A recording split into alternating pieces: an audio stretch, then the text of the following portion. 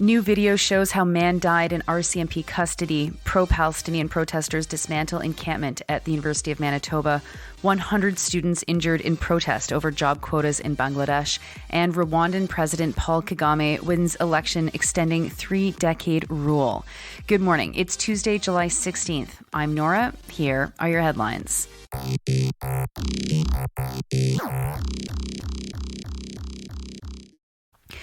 Two journalists with CBC News are reporting that they've got a copy of the video that shows how John Etawakapau died in RCMP custody.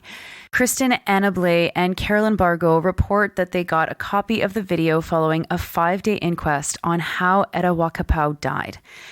The description of the video is disturbing. CBC says that the footage shows RCMP officers dragging Etawakapau into a cell and leaving him on the floor with 2 other inmates. This was following his arrest for public intoxication in northern Manitoba. The video shows that one of the other inmates rolled over and placed his leg on Etawakapau's throat and that he struggled to remove it. No one checked in on the cell until several hours later. RCMP policy says that someone should check in on people in custody every 15 minutes, meaning that this was a clear case of negligence. Manitoba's police watchdog investigated Etawakapau's death, but had ultimately cleared the police of wrongdoing. Jeremy Etawakapau, John's son, said at the inquest that the video showed that his father's death was preventable. He said this, quote, "He could have had another day. He could have had another month, another year. That's something that I'm very heartbroken about," unquote. Next, pro-Palestinian students at the University of Manitoba have dismantled the encampment there after the university's administration threatened to have it removed forcibly. Earlier this month, the administration sent the students a letter telling them to dismantle the encampment or that the university, quote, would pursue legal remedies for its removal, unquote. The students set up the encampment in early May along with others across the country. Like other universities, the University of Manitoba has failed to meet the students' demands. Mur Kinjera, a spokesperson for Students for Justice in Palestine, said in a news conference on Monday that the decision to dismantle the encampment was, quote, to deprive the University of Manitoba of the spectacle that they so desire, unquote. Meanwhile, the University of Windsor, which you will recall from last week, did reach an agreement with the students on their demands, is facing a backlash. The backlash includes the threat of legal action against the university by Toronto City Councillor James Pasternak. For some reason, Pasternak wrote a letter to the university saying that their decision to divest from Israeli companies and cut ties with Israeli academic institutions violates the Ontario Discriminatory Business Practices Act.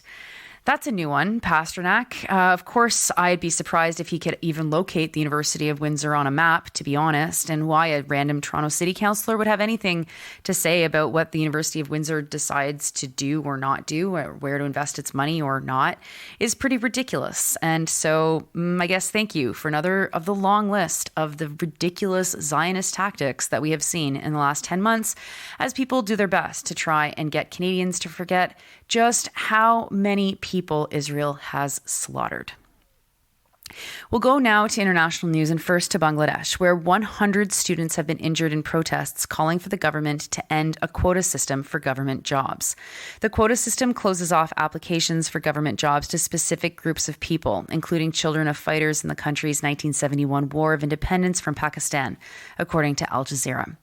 The policy emerged from a ruling in the country's high court earlier this month, which ordered the government to restore at least 30% of job quotas for the children of fighters. The protests started but then intensified after Prime Minister Sheikh Hasina refused to meet with the students. The student protesters challenged this policy, saying it favors pro-government groups who back Hasina.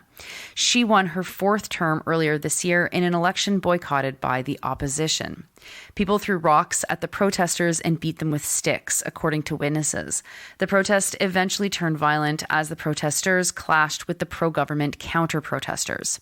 Bangladesh's top court Court suspended the order from the High Court last week, but the students said they would keep protesting to have the policy scrapped altogether. Speaking to Reuters, one of the organizers, Nahid Islam, said this, quote, "There is more than just a student movement. To suppress this movement, incitement from the highest levels of government has been made. So common people have come to the streets," unquote. Look abroad if you're feeling like there's despair and there's no hope and there's nothing that we can do to organize against our governments, because there are so many great examples of that elsewhere. Finally, to Rwanda, where the results from the country's presidential election show that incumbent President Paul Kagame has won 99% of the vote. Basically what you get in a municipal election in the city of Levi. The result was expected, as Kagame faced only two challengers because of a crackdown on government critics in recent months and years. The result also closely mirrored those of the 2017 election. This win grants Kagame a 5-year extension on his 30-year rule over Rwanda. He seized power following the end of the 1994 genocide in the country. Human rights organizations have criticized his time in power as being autocratic because of various crackdowns on media, political opponents, arbitrary detentions, and killings. He's also been accused of helping fuel the conflict in the eastern region of the neighboring Democratic Republic of Congo by having Rwandan troops fight alongside the M23 rebel group. Kagame's government rejects those allegations. Those are your headlines for Tuesday, July 16th. I'm Nora. I just watched Sean O'Brien, the president of the Teamsters, speak to the Republican National Convention. If you're a union activist, if you're a progressive person who's interested in the way that progressive rhetoric overlaps with the rise of the far right, you must listen to this speech. It is so full of contradictions. It is so bizarre, but it is also the kind of speech that 80% of it could have been given in a union hall, not at the Republican National Convention. It's stunning. I'm going to probably listen to it 3 or 4 more times and think through the implications for the way that played itself out. Anyway, and Canadian union leaders, don't speak for Pierre Poilievre's events, please. Please, please, please. I know some of you have already done that and you don't listen to this podcast, so I don't know. You guys suck.